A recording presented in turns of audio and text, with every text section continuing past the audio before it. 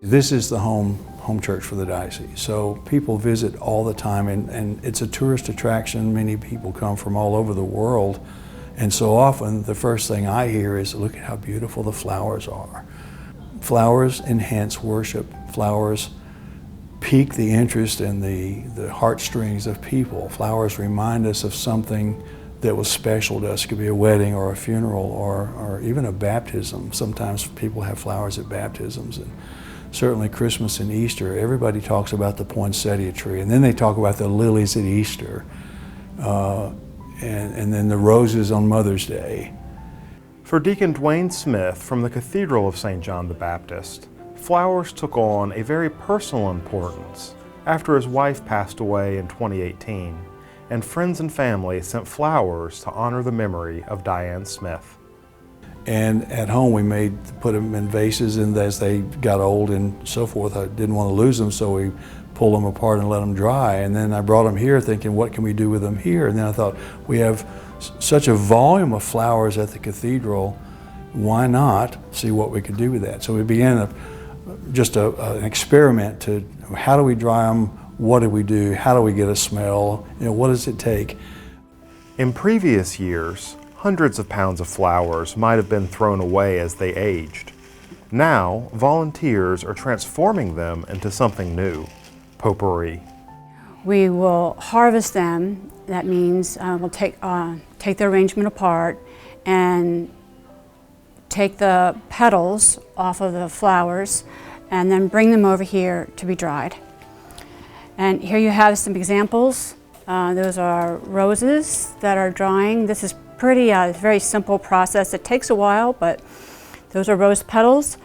But it changes each week depending on the season, or if there's a wedding or a funeral, whatever's available. So we bring them over and then start them drying, and that takes depending on the flower or plant, it takes about 3 weeks to dry, because we want to make sure they're really dry, which is key. So then after that, we have a fragrance blend that we add to it. Of course, you need to make them smell good because, they typically don't have a lot of scent when they've dried out. At the moment, we have this big box full of lavender potpourri going on that I'm getting ready to bag up right now. And lavender, as I said, is a very calming odor, scent, if you will. Maybe sounds better. It has a sweet, fresh, calming smell to it. So this has been steeping or sitting for at least a week or to 2 weeks at most. And then we'll take it and bag it into here. And we have ribbons available and some decorative things as well, and a special tag that we designed that will not only explain the product, but also tell a little bit about the cathedral, because we have a lot of visitors and they like to have a little token to bring home. And it reminds them of their visit to Savannah and our cathedral. Flowers that once adorned the altars of the cathedral now become potpourri and sachet bags that visitors can purchase, and the proceeds go back towards funding altar adornments.